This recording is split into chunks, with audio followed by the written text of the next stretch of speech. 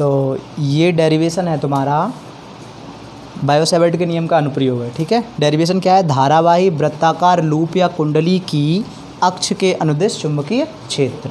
ठीक है, तो हमने क्या किया, हमने एक ए त्रिज्या का वृत्ताकार लूप ले लिया, ए त्रिज्या का वृत्ताकार लूप ले लिया। ठीक है, जिसमें आई एम्पियर की धारा इस प्रकार बह रही है। हमने मान लिया इस दिशा में क्या हो रहा है, आई एम्पियर की धारा ऊपर की ओर ऐसे करके बह रही है, इस दिशा में आई एम्पियर की धारा बह रही है लूप में, लूप के अंदर। ठीक है, ये आई एम्पियर की धारा इसमें इस तरह से प्रवाहित हो रही है। लूप के केंद्र ओ से एक्स दूरी पर क्या है, कोई बिंदु P है। ठीक, लूप की अक्ष के अनुदिश कोई बिंदु क्या है, P है। ठीक, जिस पर चुंबकीय क्षेत्र की तीव्रता ज्ञात करनी है। ठीक है, इसके लिए हम क्या करेंगे, इसके लिए लूप को हमने अनेक छोटे छोटे भागों में विभक्त कर लिया है ना, इसको अनेक छोटे छोटे भागों में विभक्त कर लेंगे। माना किसी एक भाग की लंबाई जो है वो डेल्टा L है। ठीक है, तथा डेल्टा L से यानी लूप के अल्पांश से बिंदु P तक की दूरी जो है वो क्या है, R है। ठीक है, और अल्पांश तथा बिंदु P को मिलाने वाली रेखा के बीच बना कोण क्या है, थीटा है, और जो कि कितने डिग्री का होगा, 90 डिग्री का, क्योंकि ये स्पर्श रेखा हो जाएगी। ठीक है, स्पर्श रेखा, और ये क्या हो जाएगा, लंब हो जाएगा। ठीक, तो ये 90 डिग्री का हो जाएगा, और ये हमने मान लिया अल्फ़ा है। क्लियर हुआ?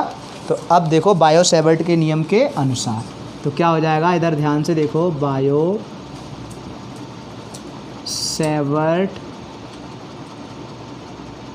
के नियमानुसार। ठीक है, बायो-सैवर्ट के नियम के अनुसार। ठीक है, क्या होगा, धारावाही अल्पांश के कारण उत्पन्न चुंबकीय क्षेत्र, धारावाही अल्पांश के कारण उत्पन्न चुंबकीय क्षेत्र क्या होगा, बराबर क्या हो जाएगा, चुंबकीय क्षेत्र डेल्टा बी बराबर mu not upon 4 pi into I delta L sine 90 degree upon R square. यही हो जाएगा। साइन 90 डिग्री क्यों है, ये तुम्हें मैं बता ही दिया। क्या हो जाएगा, ये स्पर्श रेखा हो जाएगी, ये लंब हो जाएगा, 90 डिग्री हो जाएगा। ठीक है, तो डेल्टा बी बराबर क्या आ जाएगा तुम्हारा, mu not upon 4 pi into I delta L upon R square, equation number 1 मान ली। अब गौर से देखो, अब इस बिंदु पर अगर हम इस बिंदु पर दिशा निकालें, किसकी, मैग्नेटिक फील्ड की अगर हम दिशा निकालेंगे तो कैसे निकालेंगे, धारा की दिशा किधर है, ये है, और चुंबकीय क्षेत्र इधर है, तो क्या हो जाएगा, लंबवत नीचे की ओर हो जाएगा ये। तो जब इस पर लंब होगा, देखो लंब होगा तो किधर की ओर, नीचे की ओर का मतलब ऐसे करके इस पर लंब खींचेगा कि नहीं खींचेगा, ध्यान से समझना, यही तो लंब होगा। इस रेखा पर लंब बनाना है हमें, इस रेखा पर लंब नहीं, इस रेखा पर लंब खींचना है, तो थोड़ा सा तिरछा खींचेगा कि नहीं खींचेगा। इससे हमने ये लंब बना लिया, ये तो है, 1 मिनट, ये जो रेखा इस पर लंब होगी वो ये हो जाएगी। क्लियर, ये जो हो जाएगा, ये 90 डिग्री का एंगल हो गया ये, तो ये हो गई डेल्टा बी की दिशा। क्लियर, ये डेल्टा बी की दिशा हो गई। और हमें किसके कारण उत्पन्न चुंबकीय क्षेत्र निकालना है, इस पूरे लूप के कारण, इस पूरे लूप के कारण निकालना है। इसके लिए हम क्या करेंगे, देखो इधर, और अक्ष के अनुदिश निकालना है ना। तो क्या होगा, अगर हम इस पर लंब खींचें, डेल्टा बी अभी ये तिरछा है कि नहीं है, तो ये तिरछा है, पहले तिरछा नहीं था, अभी तिरछा है, तो क्या होगा, इसको 2 भागों में व्यक्त कर लेंगे। क्या होगा, 2 भागों में तोड़ लेंगे। देखो कैसे तोड़ेंगे, हम एक इस पर लंब खींचेंगे इस तरह से, देखो इस तरह से इस पर क्या कर देंगे, लंब खींच देंगे। ठीक है, ये हो गया ऊर्ध्वाधर अक्ष। ठीक, और इसके लिए दूसरा क्या हो जाएगा, इसके लिए ये हो जाएगा क्षैतिज अक्ष, वो क्षैतिज घटक, डेल्टा बी का ऊर्ध्व घटक ये हो गया, क्षैतिज घटक ये हो गया। अब ये बताओ, ये वाला कोण कितना होगा, ये कोण कौन बताएगा, ये एंगल, देखो ये एंगल होगा अल्फ़ा, ये क्या होगा, अल्फ़ा। कैसे, देखो इधर ये 90 डिग्री का है, इतना पूरा यहाँ से यहाँ तक 90 डिग्री है, और यहाँ से यहाँ तक क्या है, पूरा 90 डिग्री है कि नहीं है। तो इसमें से क्या हुआ है, इतना अलग है कि नहीं है दोनों 90 डिग्री, तो ये अल्फ़ा निकला है, इधर ये अल्फ़ा निकला है। ठीक है, तो ये अल्फ़ा हो गया। तो अब ये बताओ, अल्फ़ा इधर जिधर कोण होता है उधर कौन सा घटक आता है, delta B cos alpha. Delta B cos alpha, और ये हो गया डेल्टा बी साइन अल्फ़ा। ठीक है, डेल्टा बी साइन अल्फ़ा। तो इसलिए ध्यान से देखना, संपूर्ण लूप के कारण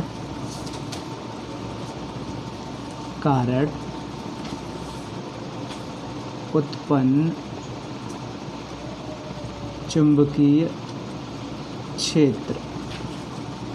ठीक है, तो B बराबर क्या हो जाएगा, इंटीग्रेशन डेल्टा B, यही हो जाएगा इंटीग्रेशन डेल्टा B। ध्यान से देखना, इंटीग्रेशन डेल्टा B क्या होगा, ध्यान से देखो, mu not upon 4 pi into I delta L क्या हो जाएगा, डेल्टा बी साइन अल्फ़ा लिखना है यहाँ पे, डेल्टा बी साइन अल्फ़ा, क्योंकि यही तो अक्ष होगा, ये अक्ष के अनुदिश यही तो है, ये घटक अक्ष के अनुदिश है, ये ऊर्ध्वाधर है, ऊर्ध्वाधर नहीं लेना, हमें अनुदिश लेना है। ठीक है, डेल्टा बी साइन अल्फ़ा, तो I delta L sine alpha upon R square. Clear, I delta L sine alpha upon R square, जहाँ ध्यान से देखना ये बी का वैल्यू होगी, जहाँ साइन अल्फ़ा बराबर साइन थीटा बराबर या साइन अल्फ़ा बराबर क्या होगा, लंब बट्टे कर्ड। तो ये अल्फ़ा है, इसके सामने लंब कौन सा होगा, ए होगा, कर्ड कौन सा होगा, ये होगा, यही होगा, कोण के सामने होता है लंब, और ये हो गया कर्ड। तो साइन अल्फ़ा बराबर क्या हो गया, A upon are, sine alpha हो गया ए अपॉन आर। ठीक है, साइन अल्फ़ा क्या हो गया, ए अपॉन आर। तो वैल्यू रखो, तो बी बराबर integration mu not upon 4 pi into I delta L A upon R square into R क्या हो जाएगा, आर क्यू। क्लियर, स्क्वायर है और ये आर का और गुणा हो जाएगा तो आर क्यू हो जाएगा। क्लियर, तो ये हो गया।